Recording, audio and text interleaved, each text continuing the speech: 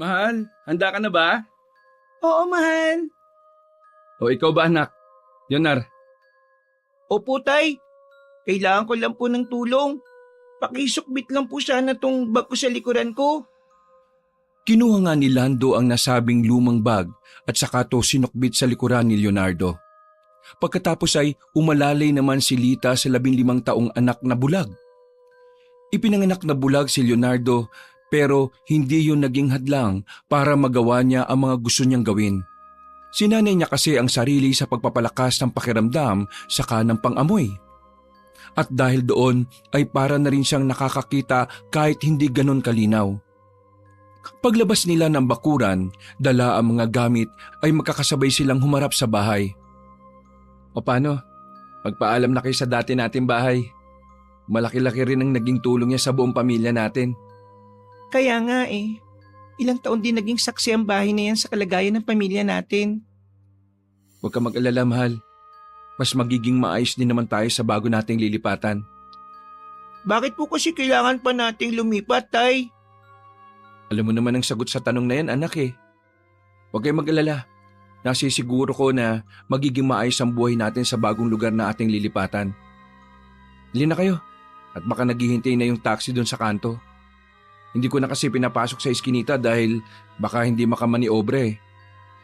Inakbayan na nga ng Ginoo ang kanyang mag-ina at pagtalikod nila sa dating bahay ay naglakad na sila papalayo hanggang sa marating na nila ang kinaroroonan ng taxi. Makalipas ang ilang oras, pagdating sa terminal ng bus ay nagpahinga muna silang tatlo habang naghihintay. Medyo mahaba pa kasi ang oras bago sila magbiyahe. Nay, tay, nagugutom na po ko. Hindi pa po ba tayo kakain? Nakatingin na ng mag-asawa habang parehong napapakibit ng balikat. Hindi ba't kakakain mo lang bago tayo umalis, anak? Hayaan mo na, Lando. Gutumin ng anak mo dahil alam mo namang lumalaki na yan. Sa bagay. Anong oras na ba? 3:00 pa lang naman ang madaling araw eh. 4:00 pa naman ang dating ng bus. O siya, sige. Maghahanap muna ako ng makakain nitong anak mo. Busog pa naman ako eh. Ikaw ba? Busog pa rin naman ako. Alam mo naman yun, di ba? Pagkatapos mag-usap na mag-asawa ay umalis na nga kaagad si Lando para maghanap ng makakain. Nanatili naman ang mag-ina sa terminal kasama ang ilang pasahero habang naghihintay. Maya-maya pa ay sinamahan na nga ni Lita ang anak na bulag at sinundan ng kinaroroonan ni Lando para makakain na. Bago mag 4:00 ng madaling araw ay bumalik na sila sa terminal dahil dumating na ang bus. Nang sumapit na ang 4:30 ng madaling araw ay nagbiyahe na nga ang sinasakyan nilang bus kahit hindi pa to napupuno ng pasahero. 9:00 ng umaga na marating nila ang bayan ng probinsya. Pagbaba ng bus ay sumakay sila ng jeep papunta sa baryo ng Bantog kung saan sila lumipat. Halos 2 oras din ang biyahe nila para makarating sa lugar. At nang nasa tapat na ng bago nilang bahay ay tuwang-tuwa ang mag-anak dahil nakarating sila ng ligtas sa bagong tirahan. Nandito na tayo. Ano, okay ba sa inyo tong bagong bahay natin? Ano pong itsura ng bago nating bahay, tay? Kahit papano may malawak na bakuran bilang pang-abang sa itatayo naming negosyo ng nanay mo. Pwede ka rin magpa-araw kapag umaga. Tapos, pagpasok mo sa loob ng bahay, malaki ang kwarto mo kumpara sa dati nating bahay. Meron din tayong basement at maliit na hardin sa likod. Kaya kahit hindi ka na lumabas ng bahay makakapagliwaliw ka na kahit papano. Hindi naman po talaga ako nalabas ng bahay kung hindi kinakailangan, tay eh. Kayo po talaga oh. Oo nga pala anak, pasensya ka na ha. Maraming salamat sa iyo, mahal. Dahil hindi mo talaga kami pinababayaan ng anak mo. Walang anuman mahal.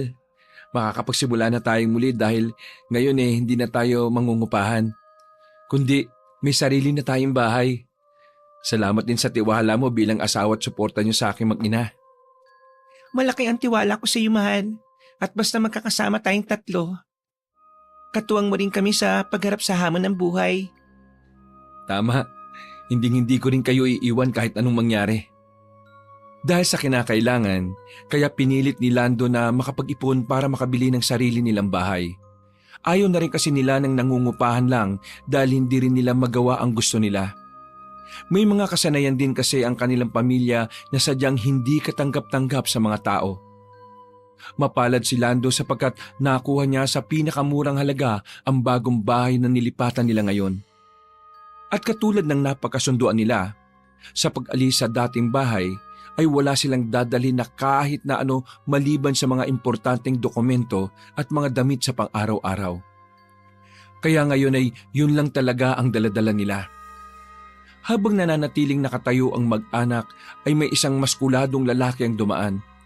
Halos magkasing katawan lang sila ni Lando pero mas matangkad at mas maputi ang lalaki. Balbas sarado yon at medyo may kaangasan kung umasta. Wow! May tao na pala ulit dyan ha? Kayo ba yung pamilya mong bagong lipat? Oo, kami nga. Ah, akala ko, chismis lang yung kumakalat na may nakabili ng araw nitong bahay ni Aling Mercy. Ang bali-balita nga mababa lang ang bigayan dyan Totoo ba? Oo, totoo ho. Kaya nakipagsapalaran na kaming bilhin. Wow! Sayang talaga. Kung alam ko lang ako na bumili niyan Pero ayos lang din dahil may bago na rin kaming kapitbahay. Medyo nakakasawa na kasi yung pagmumukha ng mga nandito. Ang swerte ko pa nga at ako ang unang nakakita sa inyo Ay siya nga pala, kinagagala ko kayo makilala. Welcome dito sa Baryo Bantog. Ako nga pala si Joel. Isa ako sa mga konsehal dito sa baryong ito. Nakipagkamay ang pamilya Tayog at nagpakilala kaya napansin ni Joel ang mga mapuputing mata ni Leonardo. Pasensya na sa tanong at huwag niyo sanang mamasamain. Bulag ba yung anak ninyo? Ano nga ulit ang pangalan niya? Leonardo? Opo, bulag po ako. Simula pa nung mapanganak. Pagkatango ng konsihal ay saka naman siya bumaling kay Nanay Lita na biglang nagsalita. Huwag niyo rin pong sanang mamasamain ng tanong ko, Konsehal Joel. Itatanong ko lang sana kung kumusta rito sa Baryo Bantog? Maayos at tahimik naman po ba? Ay nako, wag niyo na akong tawagin konsehal no. Kahit Joel na lang. Yung sagot naman sa tanong mo sa ngayon, medyo okay na at nakaka-move on na mga tao dahil sa trahedyang nangyari. Trahedya? Ay ayaw ko sanang sabihin to dahil siyempre bago lang kayo rito pero karapatan nyo rin namang malaman dahil magiging parte na kayo ng Baryo Bantog. Nung mga nakaraan kasi, may mga natatagpo ang bangkay doon sa pinakadulo ng bukid. May mga natatagpo ang patay? Ibig sabihin ba nun may gumagalang serial killer dito? Parang ganun na nga. Kaya lang alam nyo naman sa probinsya, kapag may patayan, hindi mamamatay taong unang pumapasok sa isip ng tao, kundi aswang o kung anumang masamang elemento. Pasimpleng nagkatingin na ng mag-asawa habang patuloy lang sa pagsasalaysay ang konsihal. Pero wag na rin kayong mag-alala. Katulad nga ng sinabi ko kanina, medyo okay na at nakaka-move on na mga tao dahil nahuli na yung isa sa suspect. Kumpirmado po ba na aswang? Drug addict.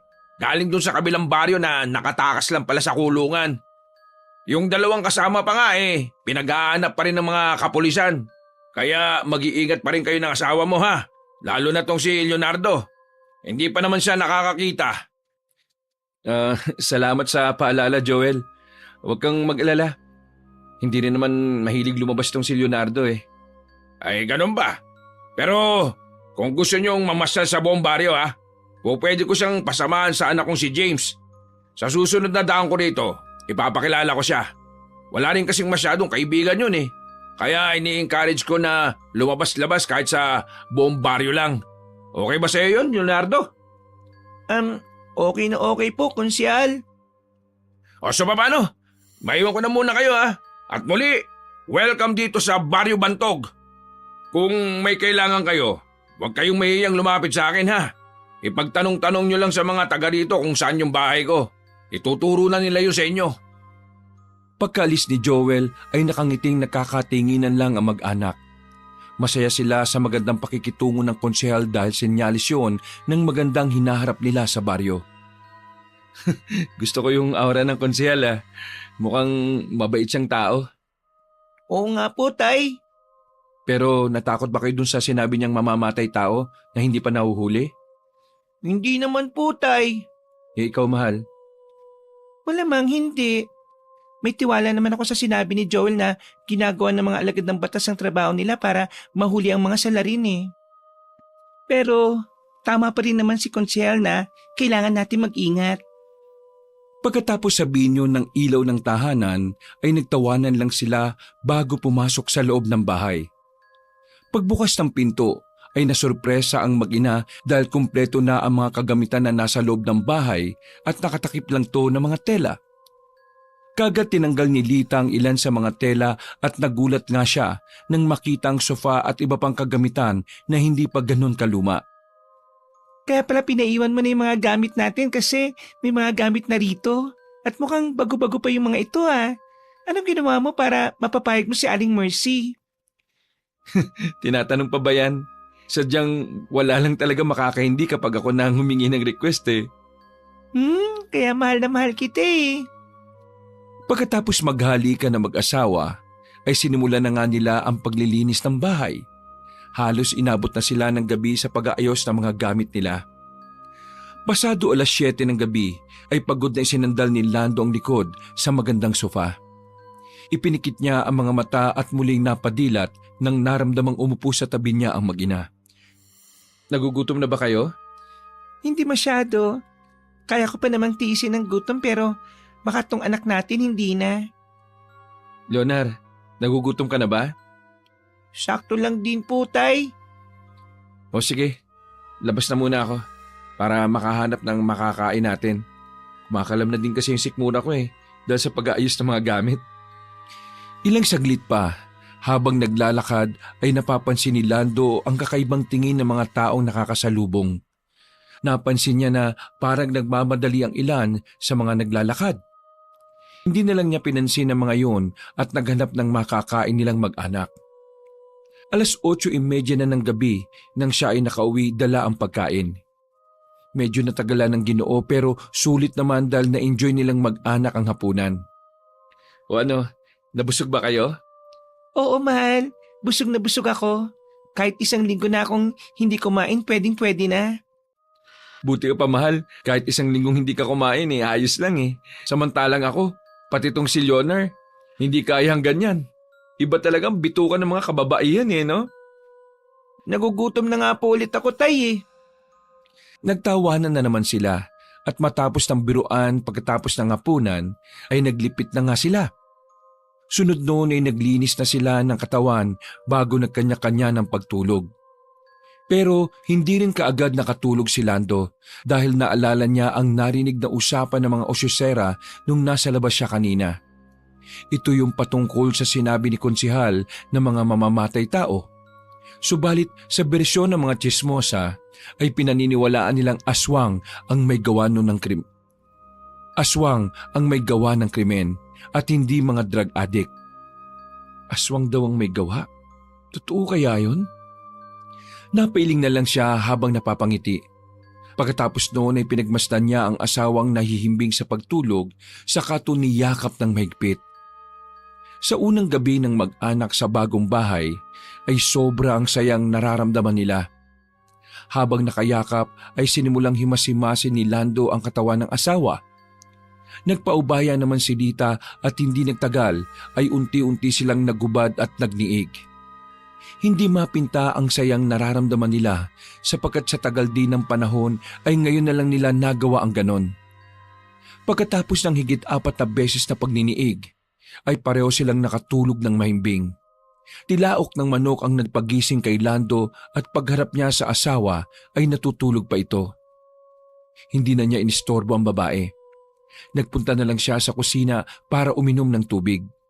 Subalit pagdating sa sala ay naabutan niya ang anak na nakaupo na sa tabi ng bintana. O anak, gising ka na pala? Parang ang aga mo yatang nagising ah. Medyo namamay pa po ako, Tay eh. Kaya hindi rin po ako masyado nakatulog. Ganun ba? Huwag ka mag-alala. Masasanay ka rin.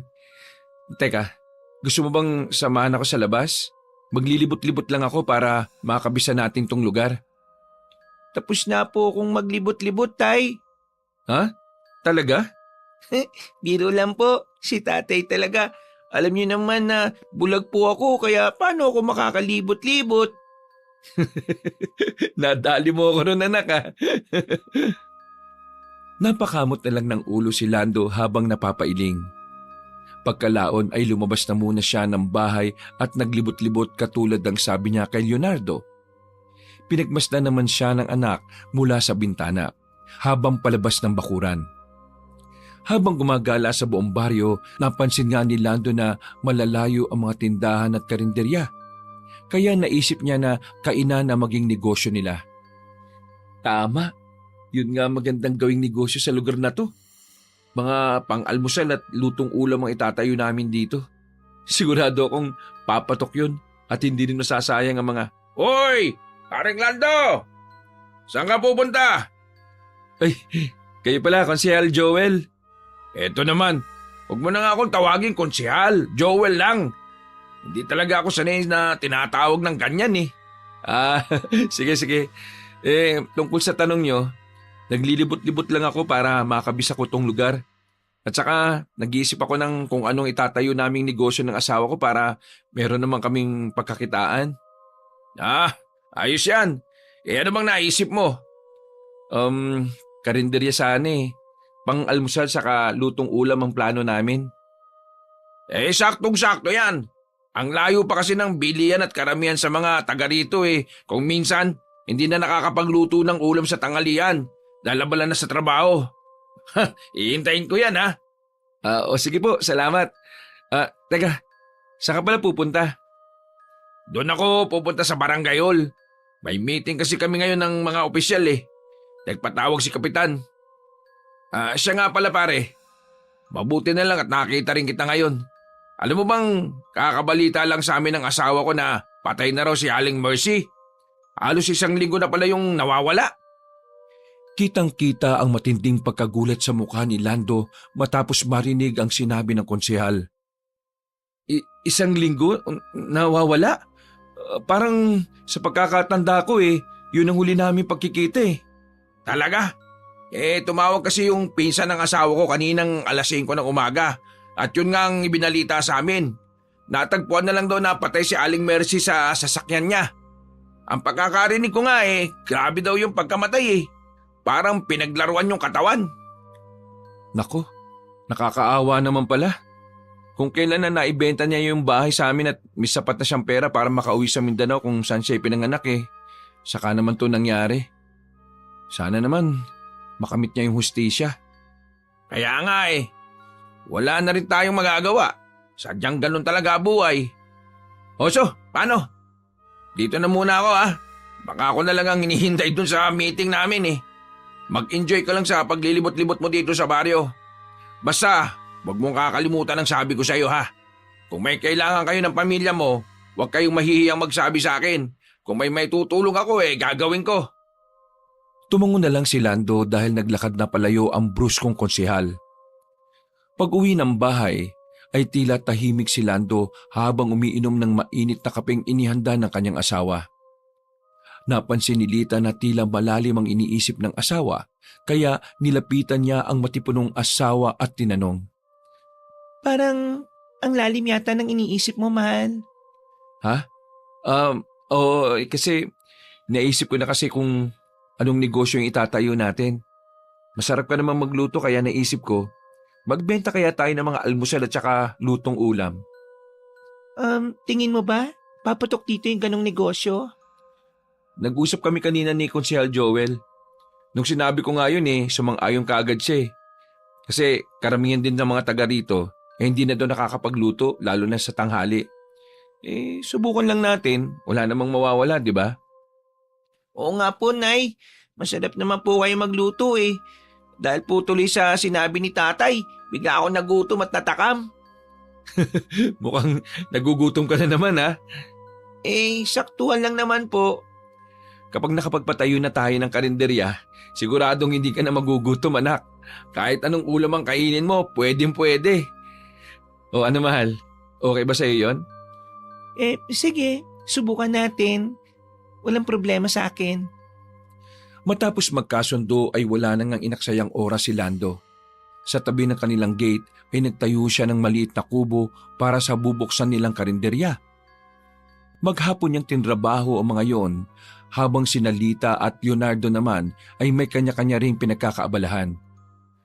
Nagpahinga lang saglit si Lando at merong inasikasong bagay. Pagpasok sa loob ng bahay ay hindi niya nakita ang anak. Kaya tinanong niya kaagad si Lita. Mahal, napansin mo ba ang anak mo? Hindi Baka nasa likod lang ng bahay o kaya sa basement. Alam mo naman yon, parang hindi bulag kung umaste Huwag ka mag-alala, nandyan lang yon. Susulpot na lang yun maya-maya. Napakibit na lang ng balikat ang matipunong lalaki bago bumalik sa pagkakarpintero ng karinderya.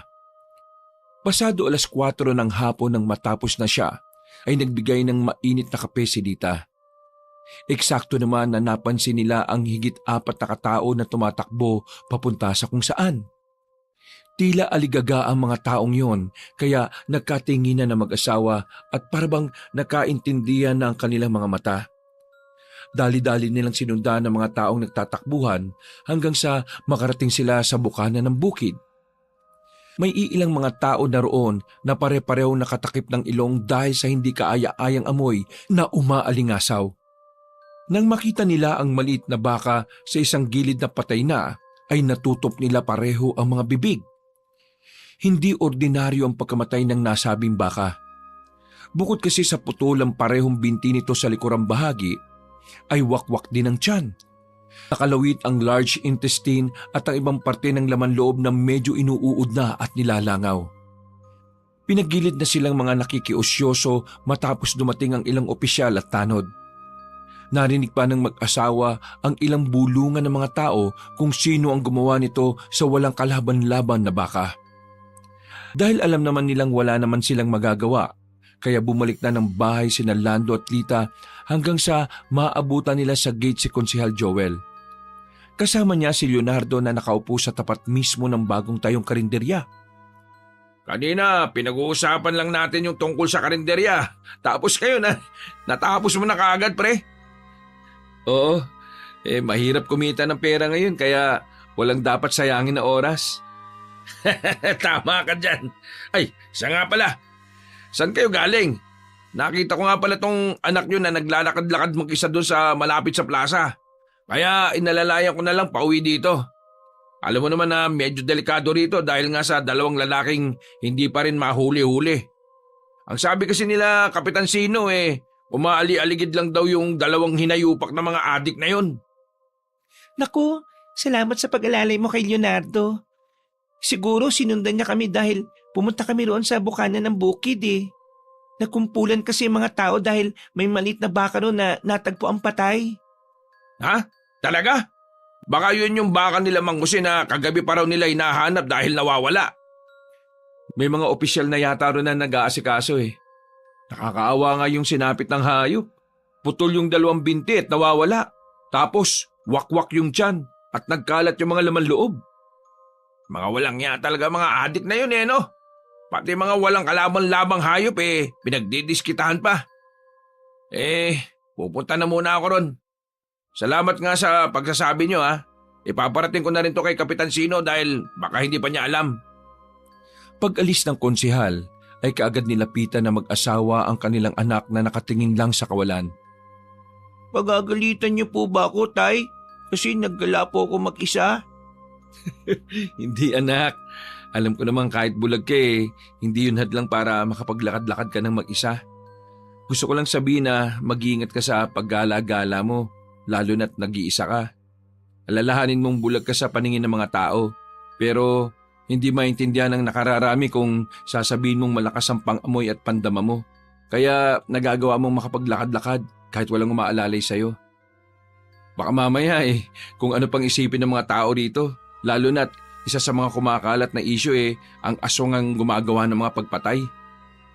Salamat po sa pag-alala, Tay. Pero wala po talaga akong kinalaman sa nangyari ha. Ang sabi kasi, kagabi pa raw po nawawala yung baka eh. Alam ko naman yun, anak. Yung mga lamang loob ng baka na yon, yun yung kinain natin kagabi.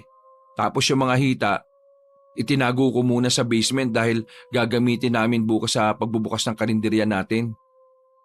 Nagngitian ng buong pamilya at pagkatapos ay magkakasunuran na silang pumasok sa loob ng bahay para gawin ang dapat gawin. At mabilis na lumipas sa mga oras. 5:00 pa lang ng madaling araw ay gising na ang mag-asawa. Nagsimula ng maghiwa at maghanda ng mga lulutuin si Lita para sa pang-almusal. Inuna niyang isalang ang sopas at champurado saka isinunod naman ang pansit at spaghetti. Eksakto 6:00 ay nailabas na ni Lando ang mga paninda nila. May mga kapitbahay na nakakita kaya bumili na rin sa kanila. Nagulat pa nga ang iba dahil sa napakamura ang presyo ng mga itinitinda nila kumpara sa karinderya ni Iska Morena na nasa bandang highway na bukana ng baryo. Isang matandang babae na nagngangalang Manang Biday ay kaagad na namakyaw ng paninda dahil naamoy niya kaagad na masarap ang pagkakaluto. Dati kasing tagapagluto ang matandang babae sa isang restaurant dun sa bayan. Kaya alam niya sa amoy pa lang kung masarap o hindi ang isang pagkain. Ay, mabuti naman at naisipan mong magtinda ng mga lutong almusal. Matagal na akong humihiling na may magtinda dito sa barya. Sa wakas natupad rin. Ang layo kasi nung karinderya nila Iska Morena eh. Hindi rin naman ganun kasarap. Dito, amoy pa lang, alam mo nang masarap. Oh, paano nyo naman nasabi, Manang Biday, na sa amoy pa lang alam nyo nang masarap? Ito naman si Consi. Parang di alam na dati akong tagapagluto sa isang restaurant sa bayan. Alam ko ang amoy ng masarap sa hindi. Yung sa karinderya ni Iska Morena kung di napakatabang, napakaalat naman kung minsan. Matagal ko nang sinasabi sa kanya na sarapan at ayusin niya yung luto niya. Abay, tinatawan-tawanan lang ako. Manang, hinahinaan nyo lang yung pagsasalita dahil baka marinig kayo ng mga suki ng karinderya ni Iska Morena, ha? Wala akong paki sa kanila. Totoo naman ang sinasabi ko eh. Doon lang tayo sa totoo. Mawalang galang na ho. Tikman nyo na lang muna tong palibreng sopas dahil sa kabubukas lang namin. Nasisiguro kong hindi po ako mapapahiya sa inyo. Nang tikman ng mga taong naroon ng libreng sopas ay natuwa nga sila sapagkat napakasarap ng pagkakaluto ni Lita. Malasang-malasa rin ang karne dahil talagang ginamitan niya yun ng sikretong pampalasa na silang pamilya lang ang nakakaalam. Grabe! Sobrang sarap nito ah! Ha! Ang husay pala talaga magluto ng asawa mo, paring Lando! Anong sabi ko sa iyo, Consi? Sa amoy pa lang, alam mo nang masarap ang pagkakaluto. Tama ako, hindi ba? Oo, kaya nga po. Salamat at nagustuhan ninyo. Ilang saglit pa ay lumabas na si Lita dala ang iba pang almusal. Nang mailapag sa lamesa ay lalong nadagdagan ang mga bumibili sa kanila. Dahil ipinamalita ng ibang nakabili na masarap ang mga tinda nilang almusal. Masaya naman ang mag-asawa dahil sa unang araw pa lang ay nakaubos sila ng panindang almusal. Pagsapit ng mga bandang 8:00 ng umaga ay sinimulan na rin ni Lita ang pagluluto naman ng mga ulam. Humalimuyak kaagad ang amoy kaya lahat ng taong napapadaan sa gawing yon ay tila ba nahihipnotismo. Napapahinto sila at napapasinghot dahil sa mabangong amoy ng mga lutong ulam. Dinumog din kaagad sila ng mga tao sa pangunguna na naman ni Manang Biday. Akala ko matatagalan pa ang pagluluto ninyo. Ang dami na naming naghihintay dito Naku, pasensya na po kung naghintay kayo ng medyo matagal. Tapos naman na po magluto si Mrs. Sa ngayon po, 6 na putahe lang muna ang hinain namin. 5 karne at 1 gulay.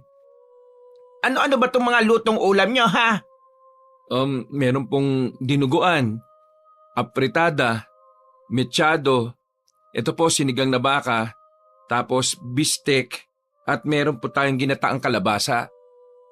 Hindi pa umabot ng 1 oras ay naubos na kaagad ang mga paninda nila. Hindi nga rin nakahabol si Konsehal Joel dahil galing siya sa barangay hall.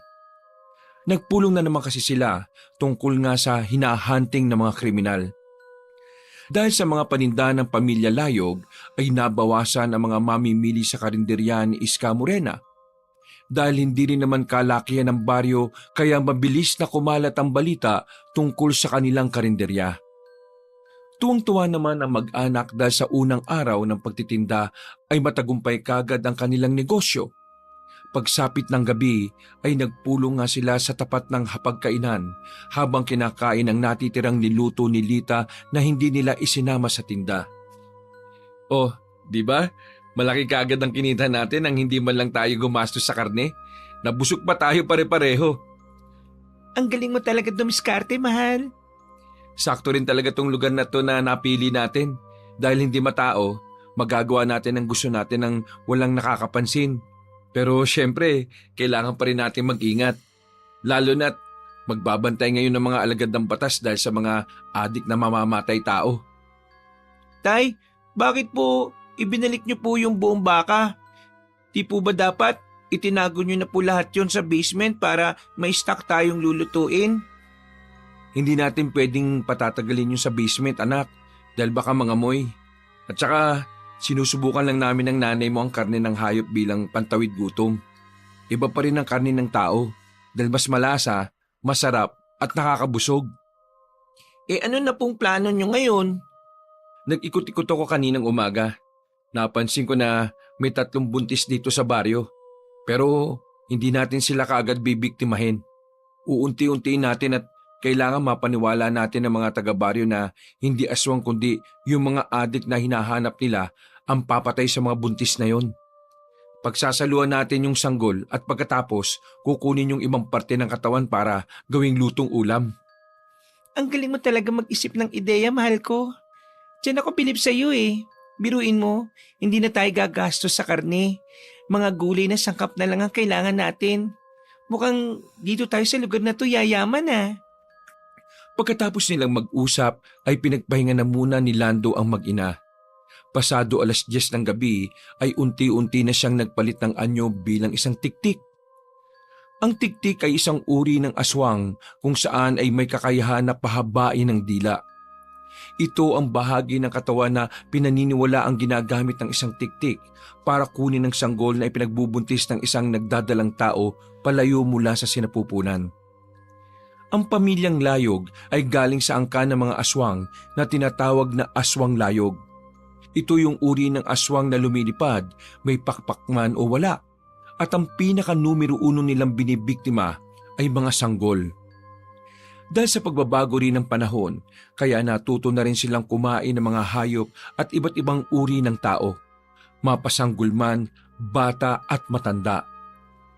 Mula sa pagiging anyong tiktik, pagkaakyat ni Lando sa bubungan ay nagmatsyag kaagad siya sa buong paligid. Pinagana niya ang pandama upang marinig at malaman kung sino pa ang gising. Nang umalulong ang isang aso mula sa hindi kalayuan, ay nagsimula na siyang lumipad patungo sa kung saan para magmatsyag at mambiktima na rin kung kinakailangan. Kinabukasan at sa mga sumunod pang araw ay mas lalo pang lumakas ang kanilang paninda.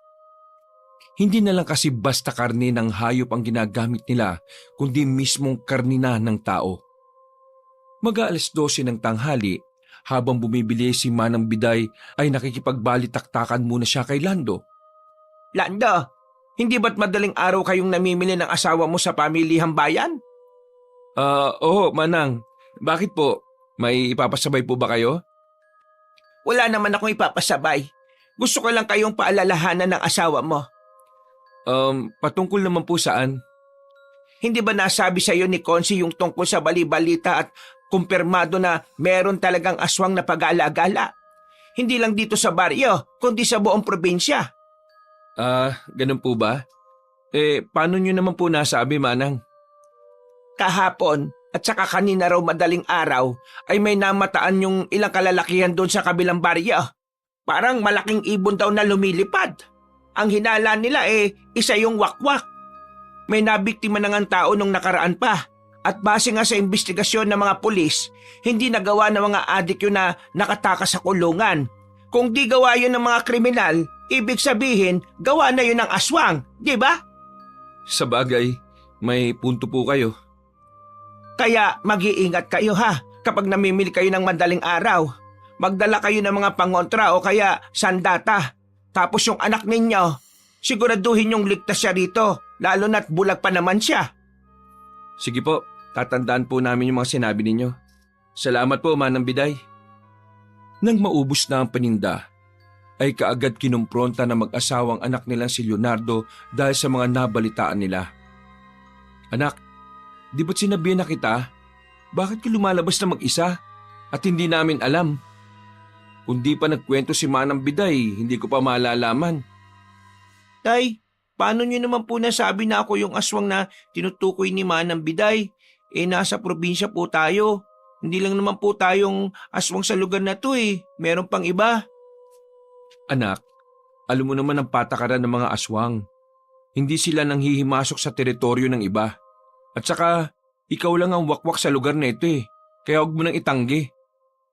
Nasabi yon ng Ginoo sapagkat isang ang wakwak si Leonardo.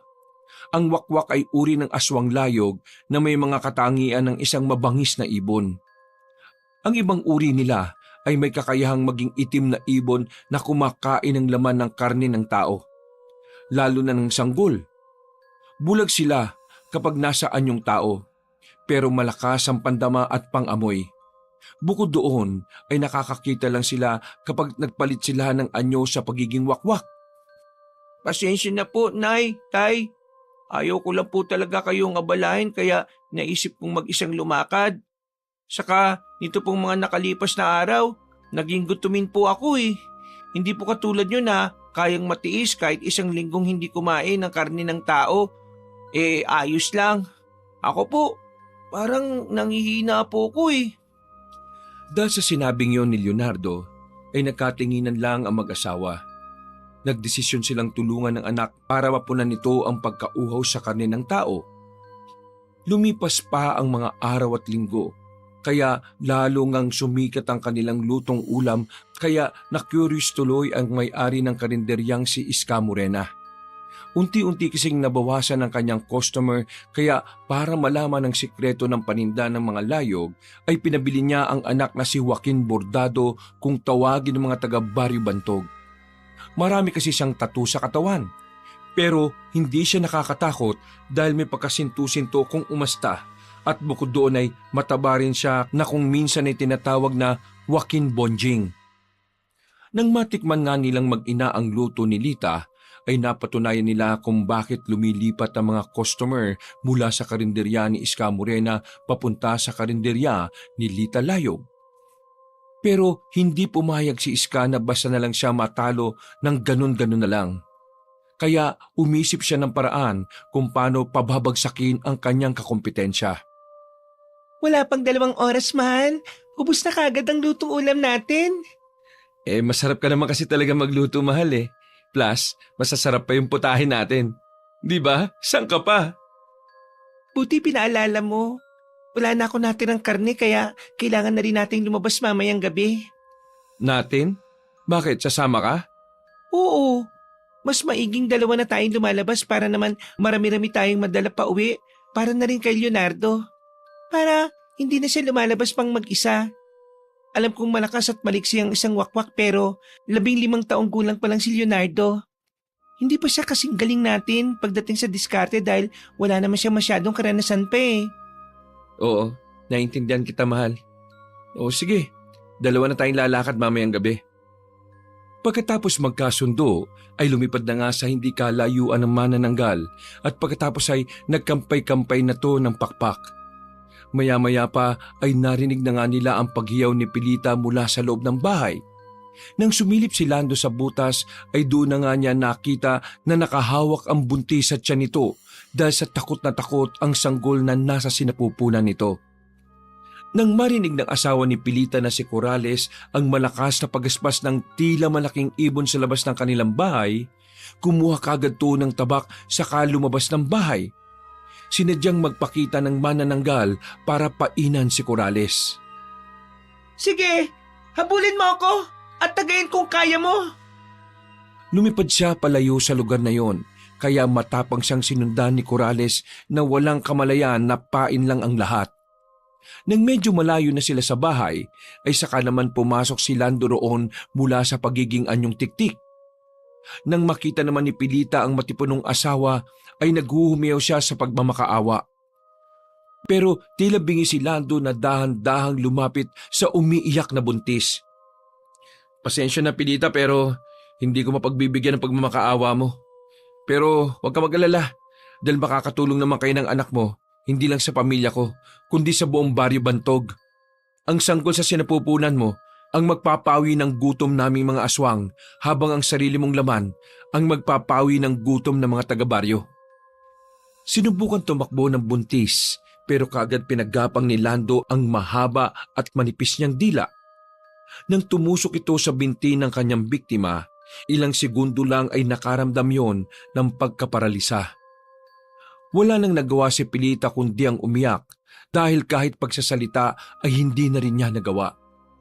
Tila ba namanhid na ang buo niyang katawan dahil sa ginawa ni Lando.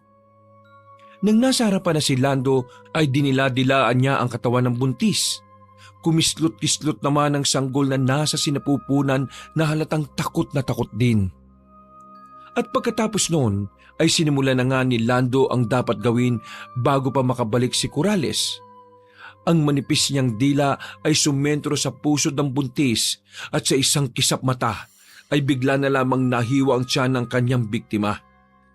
Dilat at umiiyak na nawalan ng malay si Pilita habang ang sanggol naman ay kaagad kinuha ni Lando. Walang ano-ano ay biglang uminit ang kanyang panga na parang sawa at buong-buong nilunok ang sanggol na walang kalaban-laban. Hindi pa rin natapos ang karumal-dumal na pangyayari dahil kinalaykay pa niya ang mga laman loob ng walang buhay na biktima. Ang puso, atay, tiyan, bato, balum-balunan at iba pang ginagamit nilang sangkap sa pagtitinda ng lutong ulam. Nang matapos na, ay muling bumanat ang kanyang bibig at makakasabay na nilulun ang mga yon. Ilang saglit pa nang maramdaman na niyang pabalik na si Corrales ay nilisan na kagad niya ang lugar na yon. Kasabay ng pag-alulong ng aso mula sa hindi kalayuan ay narinig na lang nila ang malakas na pagpalahaw ni Corrales matapos maabutan ng wala ng buhay na asawang si Pilita. Kinabukasan ay mabilis na lumaganap ang balita patungkol sa pagsalakay ng aswang sa bahay ng mag-asawang Pilita at Corrales. At kahit sa karinderya, ayun na ang naging pangunahing usapan ng mga bumibili. Nagkunwari lang ang pamilya Layog na wala silang alam sa mga pangyayari, pero ang totoo ay sila talaga ang may pakana. Diyos ko po, kamalas-malasan talaga sinapit ni Pilita. Manganganak pa naman yung tao, saka pa siya nadali ng aswang. Aswang daw po ba talagang gumawa? O baka naman po yung mga adik na mamamatay taong pinaghahanap pa rin hanggang ngayon? Nako, nakausap ko mismo si Corrales kaninang umaga. Kasi sumama kami roon sa morgue. Ang sabi nga niya, hinabol niya raw yung manananggal sa labas. Hindi niya namalaya na para lang pala siyang pinainan ng aswang. Oo, nung una po ang sabi niyo kasi wakwak. Tapos ngayon naman po manananggal lang sumalakay. Ano po ba talaga sa dalawa? Kahit na ano pa ron, pareho lang silang kampon ng kadiliman. Nakakaawa talaga si Corrales dahil halos wala nang tigil sa pag-iyak. Nakatulog na lang yun sa kakaiyak. Nay nako, napakasama talaga ng mga halimaw na yon. Dito pa sila naghahasik ng lagim sa baryo natin. Oo nga po Parang ang malas naman ng paglipat namin dito, ano po? Hindi naman sa ganon. Ang ibig kong sabihin, maswerte nga rin ang mga taga-baryo sa inyo dahil bukod na napakabait ng pamilya nyo masasarap pa kayo magluto. Natigil na sila sa pag-uusap nang marinig ang sigaw ng isang matandang lalaki mula sa hindi kalayuan.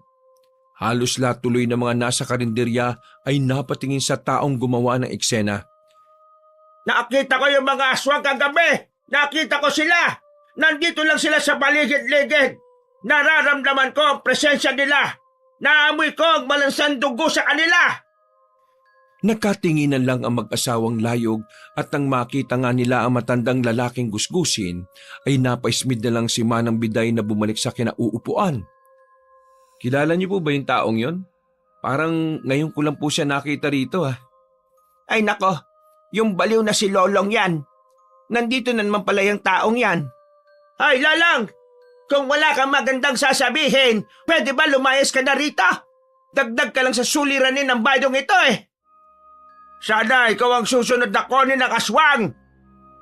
Abat, tarantado kang baliw kang matandang pulubi ka ha. Lumayas ka nga. At kahit may tama ka sa utak papatulang kita. Manang Biday, tama na ho yan. Paalis na po siya oh. Nakakabanas kasi yung Lolong na yan eh. Kaya pala minamalas na naman tong baryo dahil nandito na naman yan. May samang kukulam kasi ang pamilya niyan. Kaya yan nabaliw dahil karma nila yon. Hindi na lang inintindi ng mag-asawang layog ang mga sinasabi ng matandang ginang at nagpatuloy na lang sila sa pagtitinda. Makalipas ang ilang araw, kahit pansamantalang tumigil ang mag-anak sa pambibiktima ay hindi pa rin nawala ang takot ng mga taga-baryo patungkol sa nababalitang aswang. Nagkatipon na naman sila sa tapat ng hapagkainan para pag-usapan ang susunod na hakbang. Anak, gutumin ka pa rin ba ha? Lando, ano ka ba naman? Parang di ka pa naman nagdaan sa pagiging ganyan na gutumin. Alam mo naman na kapag ganyang edad at aswang ay likas na ang pagkalam ng sikmura. Sinisiguro ka lang dahil alam mo naman ang sitwasyon natin ngayon. Medyo mahigpit ng seguridad at panay ang ronda ng mga opisyal. Mas marami na ang naniniwala na aswang talaga ang may gawa ng pagpatay at hindi yung mga adik na pinaghahanap ng mga otoridad. Hindi nila alam na yung mga hinahanap nilang kriminal naging lutong ulam na at nakain na ng ibang taga-baryo. Yun na nga eh. Pero ang iniisip ko paano kung mapapaniwala ulit ang mga tao na hindi tayo o mga aswang ang dahilan ng mga patayan? Bakit hindi lang po natin hayaan ng mga tao na paniwalaan ng tungkol sa aswang? Nasa probinsya po tayo, Tay. At likas po sa mga tao ang naniniwala sa mga katulad natin. Hayaan na lang natin sila pero maghanap po tayo ng taong mapagbabalingan nila ng bintang o sisi para hindi tayo mapaginalaan. Oo nga no. Magandang ideya yan anak ah. Natigil na sila sa pag-uusap sapagkat biglang kumalam ng malakas ang tiyan ni Leonardo. Dahil doon ay napatingin sa kanya ang mga magulang niya at ganoon na lang ang gulat ng mga ito nang makita ang binatilyong bulag na naglalaway na ang bibig. Kusa na lang din na nagpalito ng anyo at biglang babalik na parang hindi niya makontrol ang sistema ng katawan. Tumagal yun ng ilang minuto at nang bumalik ang lahat sa normal ay parabang napagod si Leonardo sa mga nangyari. Ayos ka lang ba anak? Lando, kailangan natin mapunan ng pang-araw-araw na pangangailangan ni Leonardo. Kundi, baka hindi niya makontrol ang sarili niya at bigla na lang siyang sumalakay sa labas. Delikado yung kapag nakita siya ng mga tao. Mabubukong pinakatatago nating sikreto. Huwag ka mag-alala. Lalabas ako ngayon. Maiwan ka rito para bantayan si Leonardo. Dahil baka mangyari na naman yung nangyari kanina. Pasensya na po kayo sa akin. Wala kang dapat ikahingi ng tawad, anak. Mag-iingat ka, mahal. Pagsapit ng 12:00 ng hating gabi, para lang mapunan ni Leonardo ang tumitinding pagnanasa na makatikim ng karne at dugo ng mga tao, napilitan ang nanay-lita niya na kunin ang alagang aso ng pinakamalapit na bahay sa kanila. Ito munang kinain ng binatilyo bilang pantawid gutom. Hinintay pa kasi nila ang dadaling sariwang karne ni Lando. Eksaktong kabilugan ng buwan, kaya kahit wala pang mga ilaw ang poste sa baryo, ay maliwanag pa rin ang kapaligiran. Panay-panay din ang ronda ng mga opisyal ng baryo at sa gabing yon, pinangungunahan na ni Konsehal Joel ang pagronda. Pasado 1:00 na ng madaling araw nang marating ni Lando ang bakuran ng ikalawang buntis sa baryo na si Jessa, na ang asawa ay isa rin sa konsehal na si Saragosa. Pagdating niya roon, ay eksaktong paalis na ang mga nagro-ronda. Nakita pa nga niya si Konsehal Joel na nakikipagtawanan kay Konsehal Saragosa. Nang mawala na sa paningin niya ang mga nagro-ronda, ay dali-dali siyang lumipad papunta sa bubungan ng bahay. Malumani siyang naglakad para maghanap ng butas na masisilipan. Nang maamoy na niya ang kinalulugaran ng sanggol, ay dali-dali siyang pumwesto.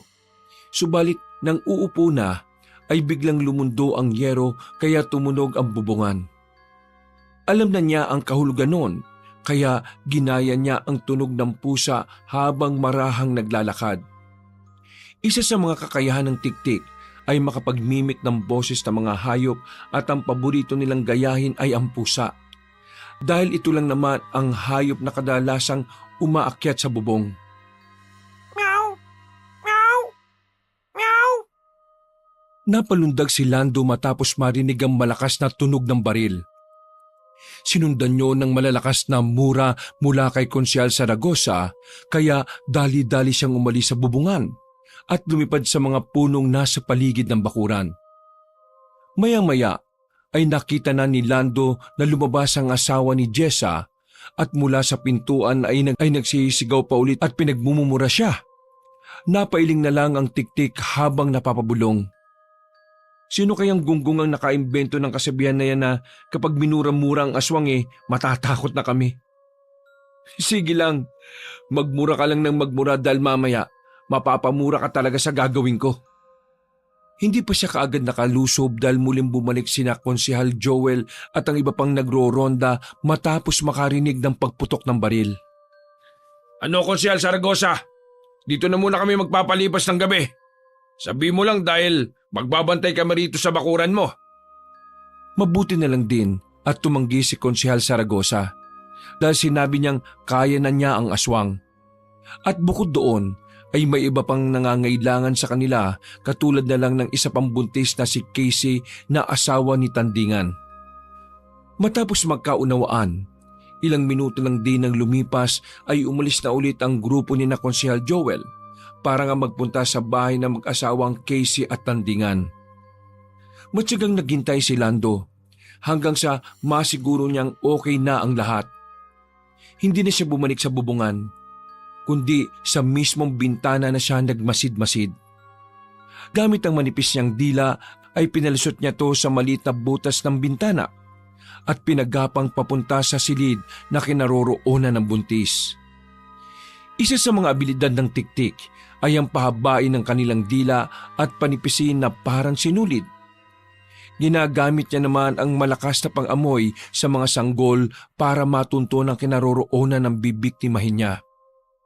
At nang maabot na niya ang silid, ay inuna niyang atakihin ng konsehal. Isa sa mga misteryo para sa mga kagayang tiktik ni Lando ay hindi gaanong kaepektibo ang pamparalisang laway nila kapag ginagamit sa isang buntis.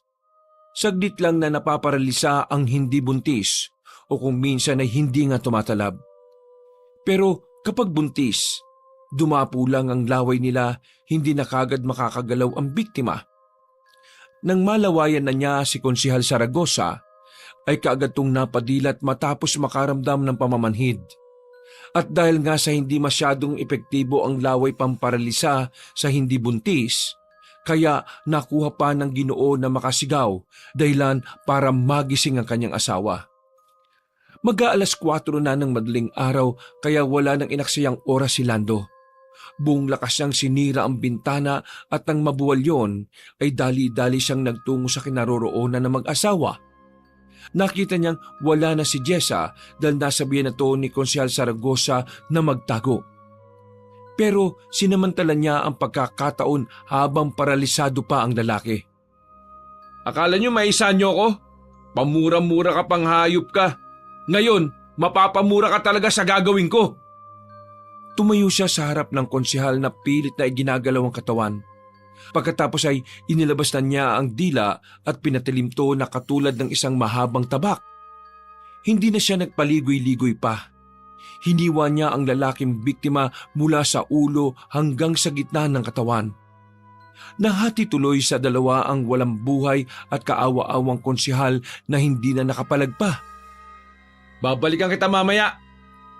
Nang marinig niya ang pagkalubog ng pintuan sa sala ay nagmamadali siyang lumabas ng kwarto at sinundan ng amoy ni Jessa.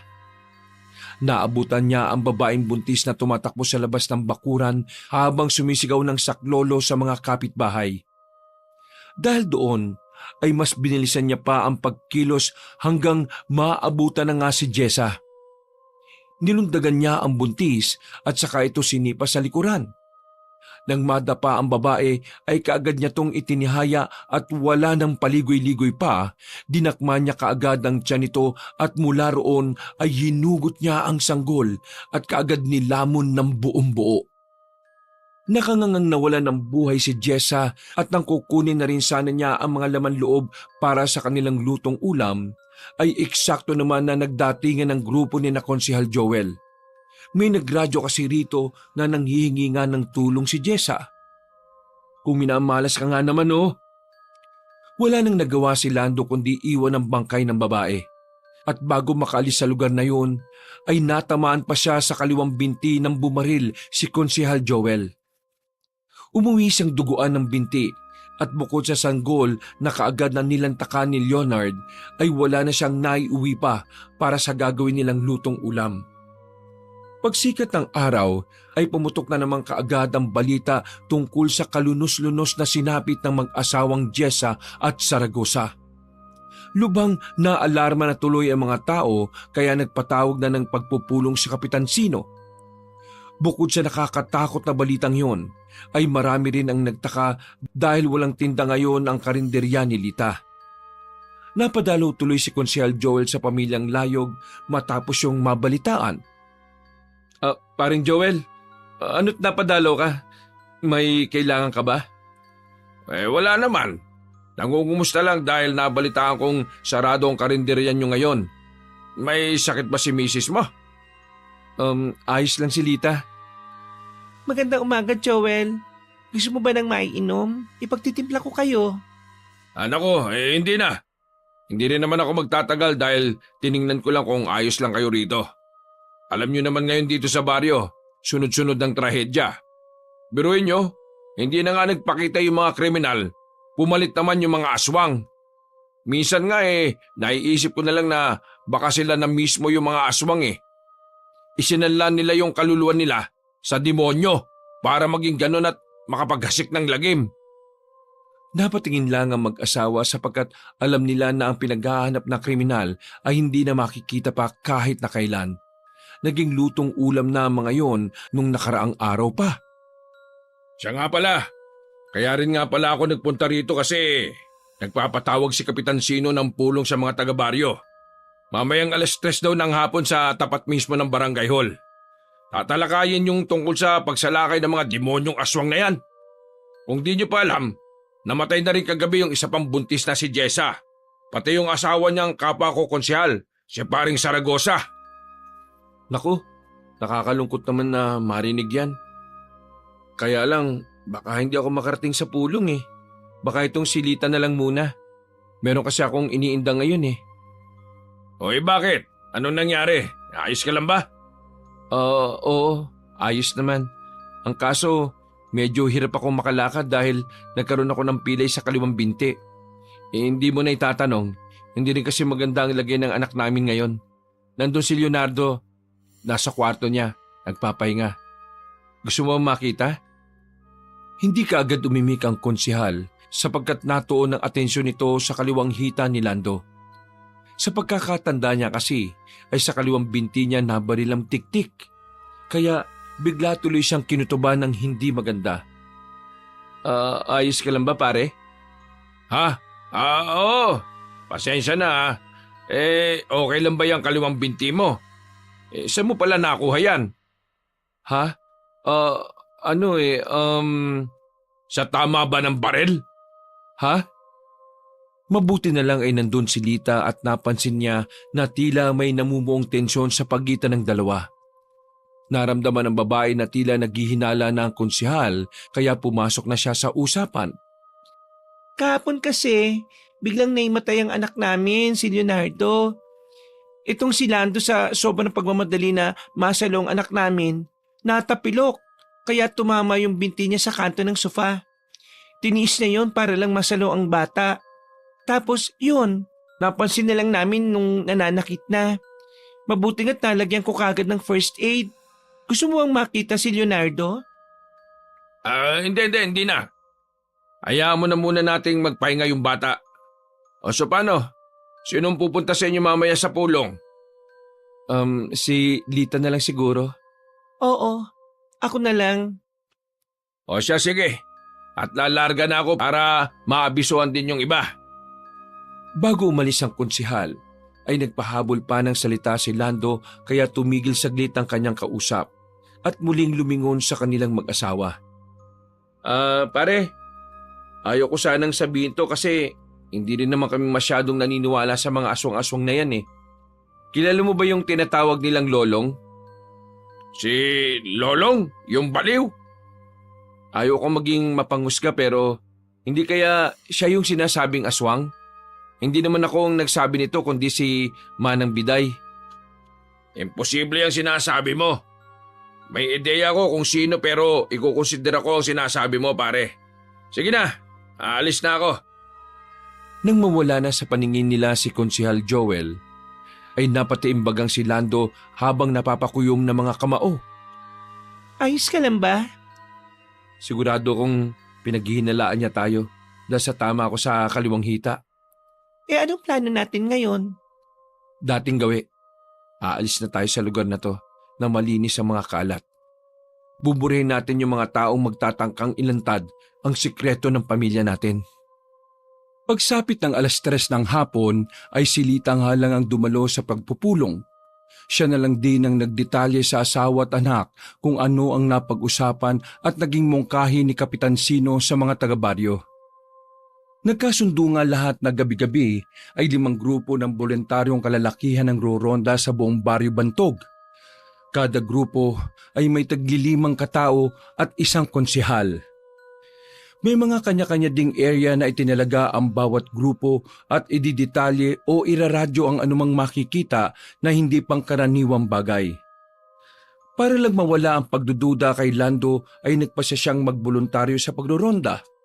Sinadya na ring sumama sa grupo ni Konsihal Joel dahil alam niyang simula sa oras na ito ay minamatyaga na siya noon. Pinagplanuhan na rin ng pamilya Layog ang gagawin para maipasa sa iba ang sisi sa pagiging aswang at hindi sa kanilang pamilya. Eksakto 9:00, magkakasamang naglilibot-libot ang grupo nila. Nang walang ano-ano ay dumating si Joaquin Bordado na hapong-hapo at tila namumutla sa takot. Kagad siyang nilapitan ni Konsihal Joel at kinumpronta. Sumunod naman si Lando pati ang iba pa nilang kasamahan para makinig sa sinasabi ng matabang binata. Ano nangyari sa'yo? Okay ka lang ba, Joaquin? Ha? May malaking ibon po na umahabol sa akin kanina habang pauwi ako sa bahay. Muntik na akong dagitin eh. Mabuti na lang po at mabigat ako kaya hindi niya ako natangay. Kita niyo tong sugat ko sa balikat? Gawa yan ng mga kuko niya. Tulungan niyo ako, parang awa niyo na. Ano? Mabutit walang nangyari masama sa'yo. Wala naman pero kung nagkataon na minalas ako, baka kung saan ako dinala ng ibon na yun eh. Bakit ba kasi nasa labas ka pa? Hindi ka ba nakikinig sa pulong nung nakaraan? Hindi ba sinabi ni Kapitan Sino na huwag magpapaabot ng gabi sa labas? Namamasada kasi ako ng tricycle. Sayang din naman kasi ang kita. At saka yung tricycle ko pa, naiwan doon sa malapit sa sementeryo banda. O huwag ka na magabol ng maraming kita at mas isipin mo yung kaligtasan mo. Sasamahan ka namin makauwi at raradyohan na lang namin yung ibang grupo na rumoronda malapit doon sa sementeryo na kunin yung tricycle mo. Dahil sa nangyaring yon, kahit papaano ay nabawasan ng hinala ni Konsihal Joel pero hindi pa rin nagpakampante si Lando. Siniguro niya talaga na babalik ang tiwala nito sa kanyang pamilya. Lunes ng 5:30 ng umaga, pagkatapos magronda ay dumiretso sila sa karinderya ni Lita para mag-almusal. May mga ibang taong nag-almusal at pinakinggan nila ang pinag-uusapan ng mga yon na patungkol sa nangyari kay Joaquin Bordado. Mabilis kang kumalat ang balitang yon sa buong baryo kaya mas lalong napatunayan ng mga mamamayan na meron talagang aswang na pagala-gala sa kanilang lugar. Dahil din tuloy doon ay nabawasan ang mga pumapasada ng tricycle tuwing gabi sa takot na baka sila naman ang mabiktima ng sinasabing malaking ibon. Maya-maya ay dumating si Manang Biday na bibili lang din ng almusal at nang makita niya sina Konsehal Joel, Lando at iba pang mga nagro-ronda ay lumapit siya sa mga yon para makipagpalitan ng kwento. Kamusta mga pagroronda ninyo? Nabalitaan ko yung nangyari noong nakaraan kay Joaquin Ayos lang naman Manang. Medyo nakakapagod lang pero palagay ko epektibo yung ginagawa namin kasi sa ngayon wala pang nabibiktima ang aswang. Habang sinasabi yon, ay nakatingin siya kay Lando na hindi naman umiimik. Pero alam nito na tila may pinariringgan ng konsehal. Pasimpleng napalingon tuloy si Lando sa asawa na nagsasandok ng binili ni Manang Biday. Nag-usap silang mag-asawa sa pamamagitan ng isip kung saan isa sa mga abilidad na natutunan nila bilang mga aswang. Sa palagay ko, hindi pa rin buong tiwala ni Joel sa iyo, mahal. Oo, mahal. Ramdam ko nga Sa pananalita niya ngayon lang. Ano sa tingin mo dapat nating gawin? Ituloy ko pa ba ang pagpapanggap na to? O humanap na ako ng tiyempo para mapatay siya? Magtiis ka pa ng konti, mahal. Alam mo naman na hindi pa ganun ka-okay ang kondisyon ng anak natin. Kapag nagkagulo, baka lalo lang lumala ang sitwasyon ni Leonardo at hindi na natin siya mapipigilan. At ang pagkawala niya ng kontrol sa sarili ay maaari nating ikapahamak pare-pareho. Nakita mo naman kung paano siya nawalan ng kontrol nung isang gabi. Mabuti na lang at naabutan ko siya bago siya mapag-interesan ni Joaquin. Sige, mahal. Makikipagtulungan pa rin ako sa kanila sa abot ng makakaya ko. Pero kapag hindi nagbago ang sitwasyon, yun na lang talaga ang naiisip kong paraan. Naantala ang pag-uusap nila gamit ang kanilang isip nang marinig ang mga sinabi ni Manang Biday na tila mas lalong nagpaangat sa pagdududa ni Konsehal Joel sa pamilya ng Lagoy. Dito sa atin, wala pang nabibiktima pero sa kabilang baryo ay meron na. Yung sinasabing malaking ibon ni Joaquin, namataan doon at may mga napatay. Ang sabi ng mga tao ron wak-wak daw yon. Talaga po ba? Kanina nyo naman po nabalitaan yan. Kay Lokring, galing akong pamilihan Yun ang usap-usapan ngayon doon. Ang sabi pa nga hindi lang isa yung aswang na gumagala-gala kundi 3. Yung manananggal na umatake sa asawa ni Corrales, yung tik-tik na umatake naman sa kina Diyosa at Saragosa, pati yung wakwak na nagtangkang dumikit kay Joaquin at umatake sa isang biktima sa kabilang baryo.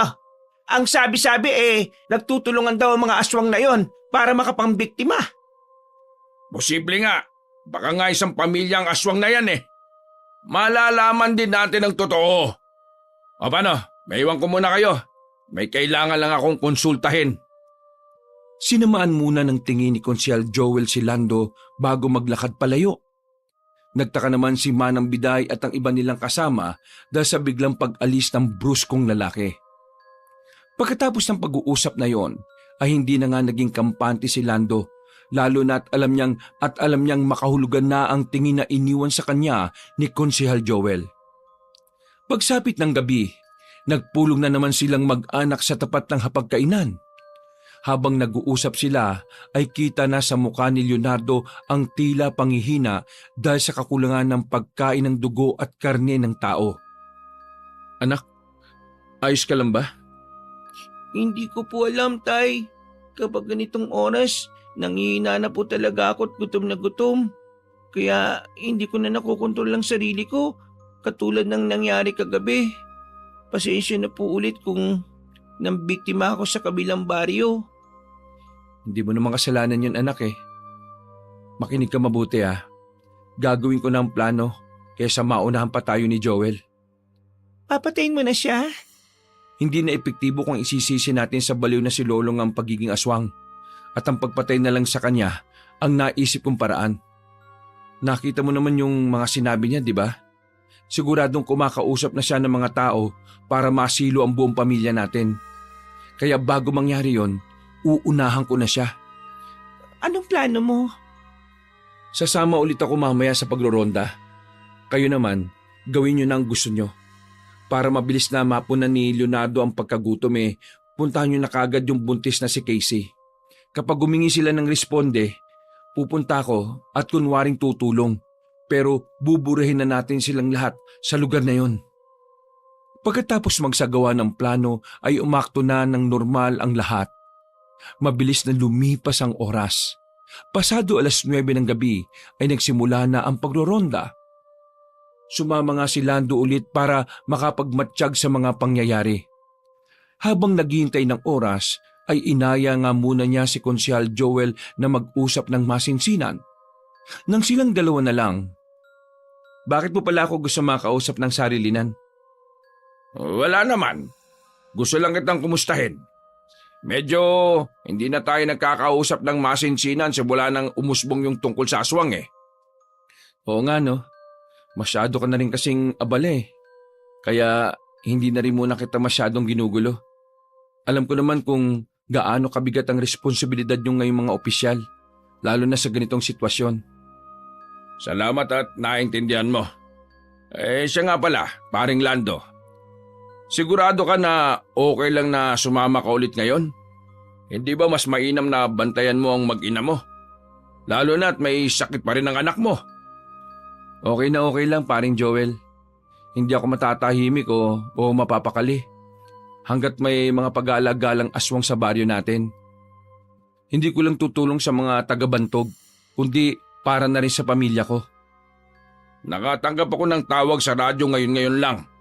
May nakakita sa asawa mo na lumabas kanina. Nagtataka lang ako kung saan siya pupunta sa ganitong oras eh. Alam mo naman siguro niya na delikado sa labas dahil sa mga gumagalang aswang. Saan kaya siya nagpunta? Alam mo ba ang tungkol dito? Ha? Anong ibig mong sabihin? Anong ibig kong sabihin? Yan talaga sagot mo? Halatang halata naman na... Naudlot na sa pagsasalita ang konsihal nang muling magradyo ang nasa kabilang linya na nagmamatsyag sa kilos ng pamilya ni Lando. Ayon sa lalaki ay bumalik na raw si Lita kasama si Manang Biday. Kilala kasing nanghihilot ang matandang ginang na siyang itinuturing na lokal na manggagamot ng mga taga-baryo Bantog. Tila napahiya si Konsehal Joel nang makumpirma na pinuntahan ni Lita ang matandang manggagamot para ipatingin si Leonardo na hindi pa rin maganda ang lagay. Dahil naman doon ay pakunwaring nagdamdam at nagalit si Lando pero alam na niya ang tungkol sa planong yon ng konsihal. Minamanmanan mo ba ang pamilya ko, Joel? Bakit? Pinaghihinalaan mo ba na kami ang mga aswang? Yung bantingin mo sa amin dahil dayo lang kami dito? Paring Lando, hindi naman siya ganon. Kasi nagkaroon lang ako ng basihan na dahil ba sa sugat ko sa binti nung nakaraan? Ikinonsidera mo yon para mapagbintangan akong aswang at ang pamilya ko? Alam mo pare, palalampasin ko pa kung ako lang ang napagbibintangan mo eh. Pero yung idamay mo ang buong pamilya ko, ibang usapan na yon. Nakakadismaya, lalo na't isa ka pa naman sa mga nirerespetong konsihal. Paano na lang kung kumalat ang mga paratang mo? At ang pagdiskitahan ng mga tao ang buo kong pamilya. Nagtatrabaho kami at nagsisika para makaraos sa buhay namin, pero ganito lang pala matatanggap namin.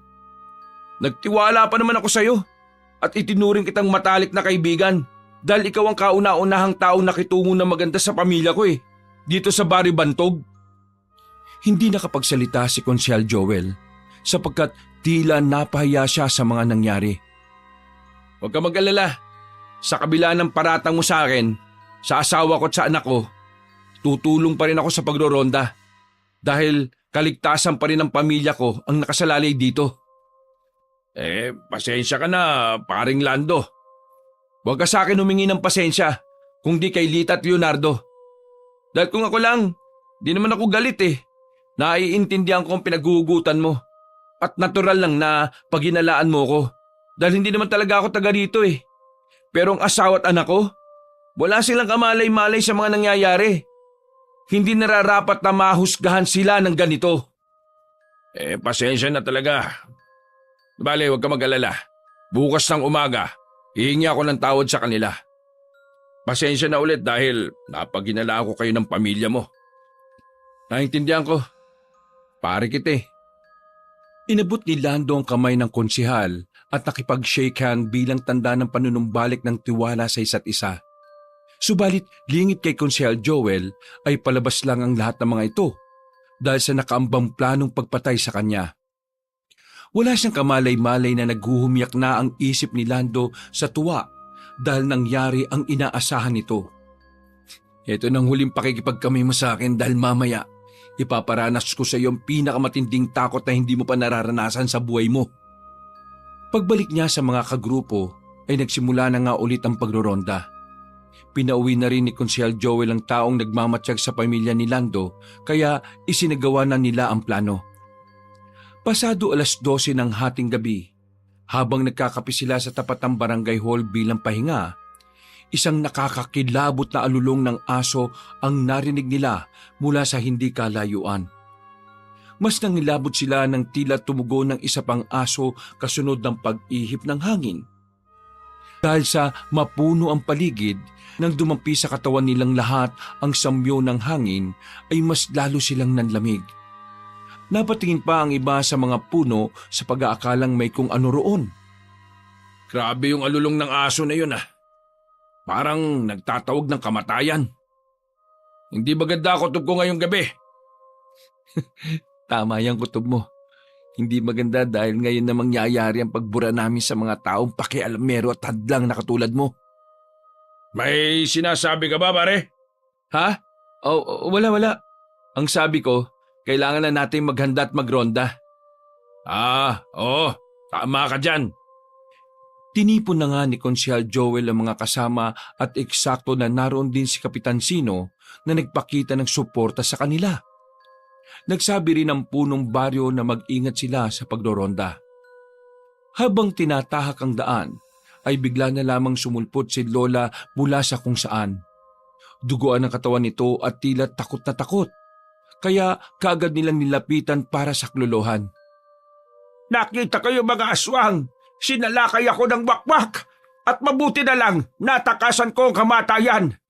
Tumakbo na tayong lahat at magtago dahil siguradong papatayin nila tayong lahat! Saan nagpunta yung sinasabi mong wakwak? Sa banda ron, huwag na kayong tumuloy dahil mamamatay lang kayong lahat! Eksaktong pagkasabi noon ng matandang lalaking gusgusin ay biglang nakarinig sila ng may kalakasang huni galing sa wakwak. Ayon sa mga sabi-sabi, kapag malapit na ang huni nito, ibig sabihin ay nasa malayo. At kapag naman nasa malapit na, ay nasa malayo ang halimaw. Sinundan niyo ng malakas na pag-ihip ng hangin na may kasamang pagpagaspas ng kung anong nilalang.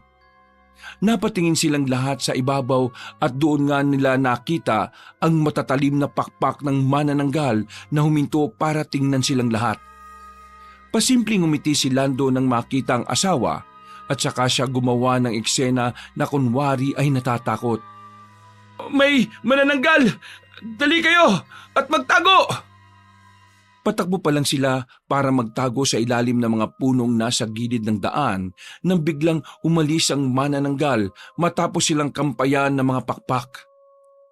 Oh, saan papunta yon? Papunta siya sa direksyon na kinaroroonan ng huli ng wakwak. Saan ba papunta yon?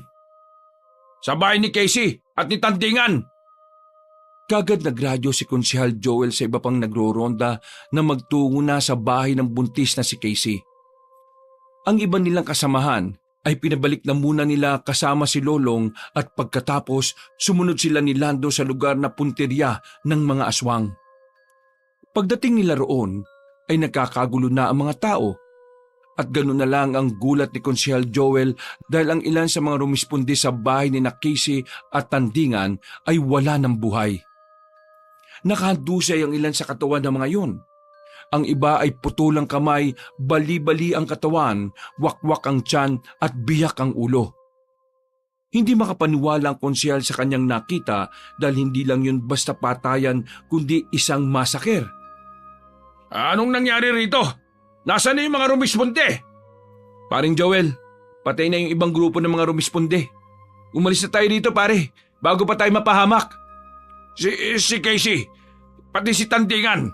Baka buhay pa sila, pare. Imposible yung sinasabi mo. Ang dami ng patay sa tapat ng bakuran nila. Malamang, patay na rin sila. Naudlot na sa pagsasalita si Lando sapagkat nakarinig sila ng malakas na paghiyaw mula sa loob ng bahay. Ang boses ng mag-asawang Casey at Tandingan na tila nakikipagpambuno sa mga kung sino mang nasa loob ng bahay. Tumakbo si Konsehal Joel sa loob at pakunwari pang pinigil ni Lando. Katulad ng inaasahan ay hindi nagpapigil ng kanyang kumpare. Habang pinagmamasdan ng bruskong lalaki na tumatakbo papasok sa loob ng bakuran ni Casey at Tandingan ay napangiti na lang si Lando. Sige lang, kumagat ka sa pain. Naglakad na lang siya papasok ng bakuran at nang nasa tapat na nga ng pintuan ay bumunga din sa kanya ang kahindik-hindik na pangyayari. Ang buntis na si Casey ay duguan ng katawan habang hawak-hawak ng malaking ibon. Ang manananggal naman ay nakahawak sa magkabilang braso ni Tandingan na umiiyak sa takot habang nakatingin sa asawa. Magkatapat ang dalawa at parehong duguan nang makita yun ni Konsehal Joel. Akma na sana siyang tutulong at dudukot ng baril, kaya lang ay naramdaman niya ang matalim na bagay na dumampi sa kanyang leeg. Nagdugo yun ng bahagya, kaya napatingin siya hanggang sa maaninag ang mahabang kuko ng isang halimaw. Subukan mong iputok ang baril na yan at siguradong hihiwalay ang ulo mo sa katawan mo. Lando? Ano? Nagulat ka, no? Teka, paanong hindi ba't... Huwag kang magtaka dahil planado na namin ang lahat. Ang totoo niyan, hindi naman talaga masakir ang plano namin kundi ikaw lang ang dapat patayin. Dahil masyado ka ng maraming nalalaman eh. Kinakailangan ko lang gawin to para maibsan ang matinding pagkagutom ng anak ko. Itapon mo ang baril mo ngayon din dahil kapag di mo ginawa yon ay isa kina Casey at Tandingan ang mamamatay. Walang nagawa si Konsehal Joel kundi ang ihagis palayo sa kanya ang baril. Pagkatapos noon ay sa kanya mas diniinan pa ang matulis na kukong nakabaon sa gilid ng leeg ng biktima. Manood kang mabuti dahil gusto kong masaksihan mo mismo ng mga mata mo itong mangyayari. Sumenyas ang tiktik sa kanyang asawa at anak, kaya wala nang inaksayang oras ang wakwak na kanina pa takam na takam sa babaeng buntis. Hindi na nga nagpaligoy-ligoy si Leonardo. Walang kaabog-abog siyang kinalkalang tiyan ni Casey na naghuhumiyaw na lang sa takot at sakit. Paglawit ng ulo ng sanggol sa tiyan ng babae ay eksaktong nawala na to ng buhay. Nagumiyaw naman si Tandingan sa sobrang sakit ng kanyang nakikita at sinubukan niyang manlaban. Pero tinusok ni Lita ang magkabilang balikat ng lalaki gamit ang matutulis niyang pakpak. Walang nagawa ang dalawang tao kundi pagmasdan kung paano lantakan ng wakwak na si Leonardo ang sanggol sa tiyan ni Casey. Nanlaban pa si Tandingan pero mas lalong idiniin ni Lita ang pagkakabaon ng kanyang pakpak sa balikat hanggang sa mawasak na yun. Pagkahugot ng manananggal sa kanyang pakpak ay hinayaan niyang kumilos ang lalaking naghihingalo pa. Mamili ka!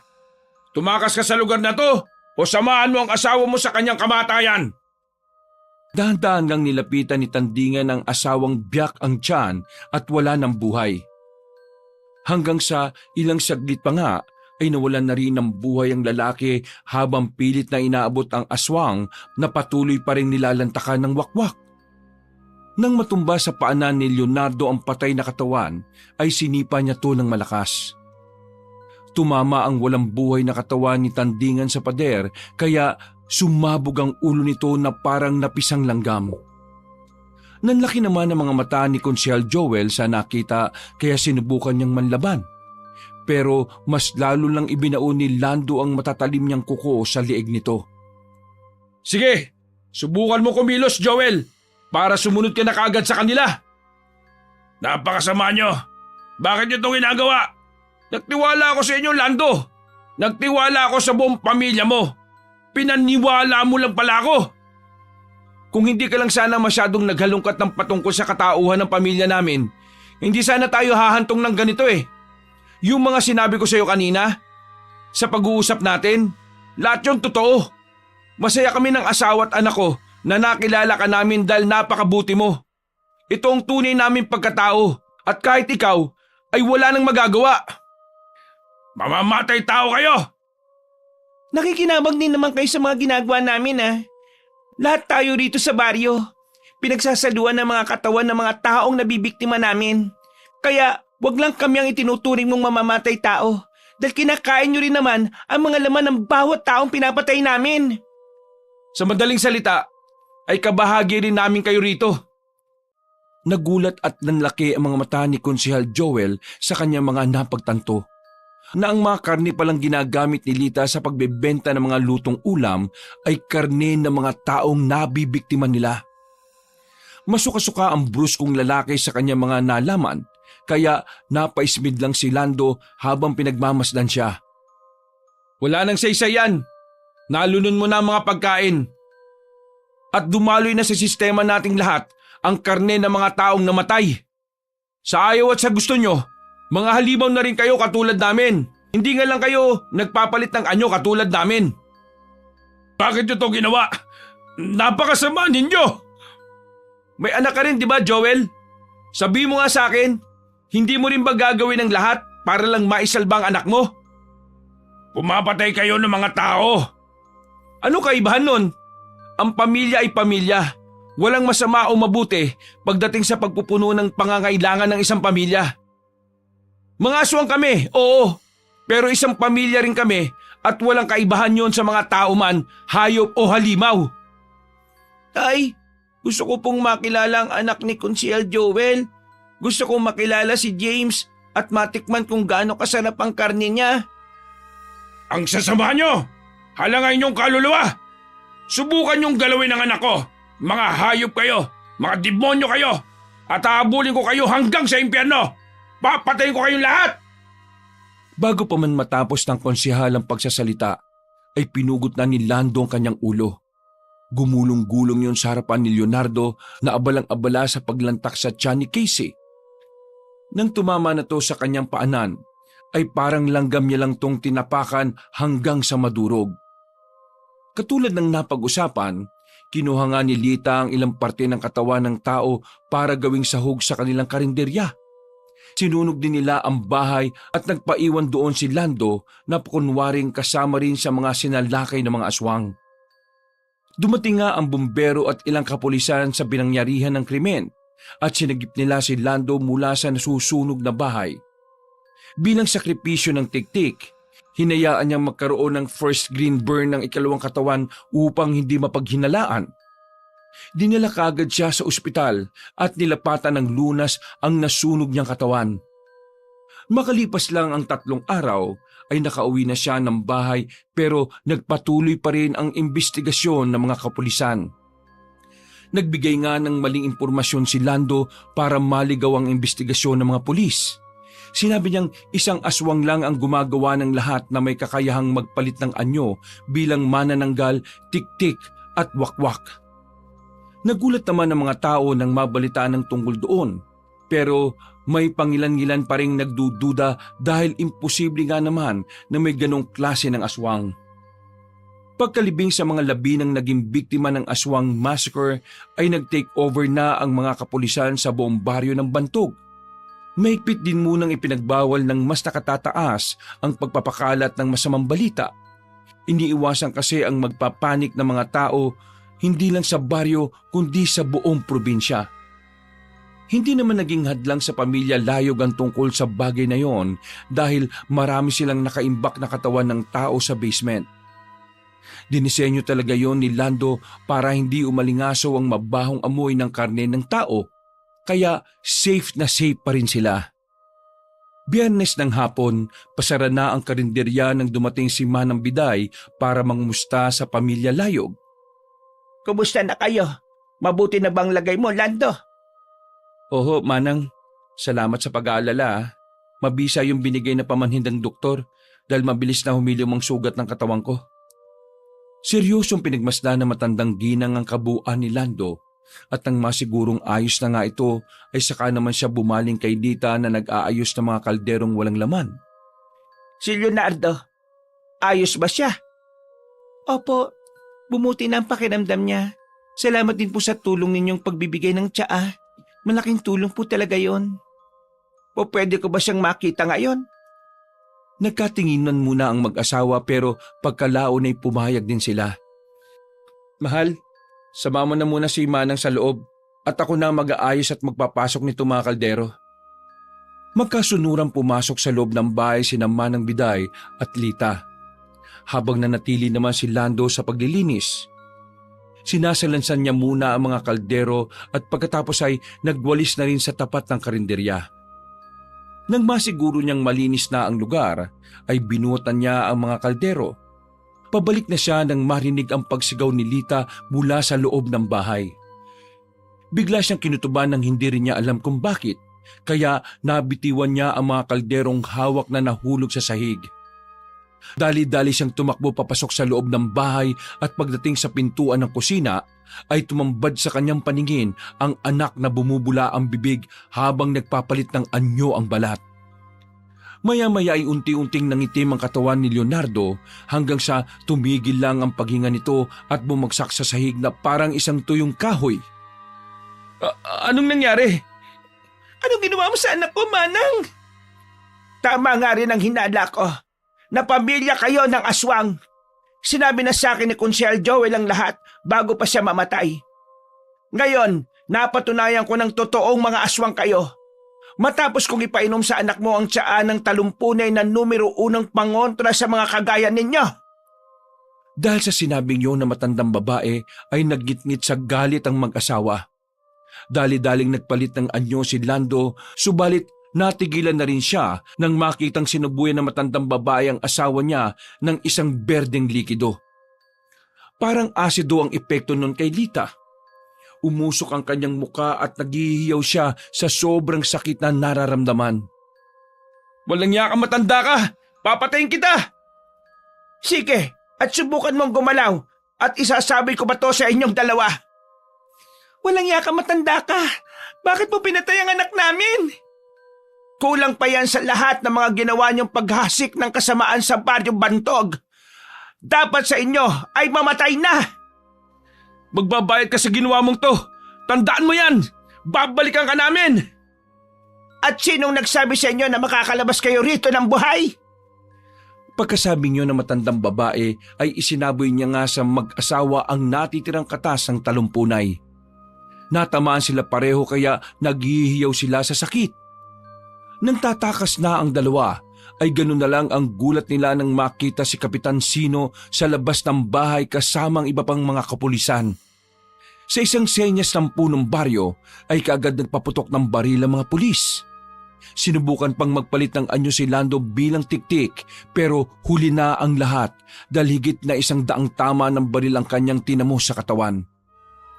Kaagad namang binawian ng buhay si Lita at nang makita yon ay naggitngit siya sa galit. Papatayin ko kayo lahat! Mga walang ya kayo! Hindi ko kayo bubuhayin! Mga hayop kayo lahat! Bibiyakin ko mga... Mismo ang kapitan na ang nagpaputok ng baril sa noo ng lalaki. Dahilan para mawalan to ng buhay at humandusay sa lupa.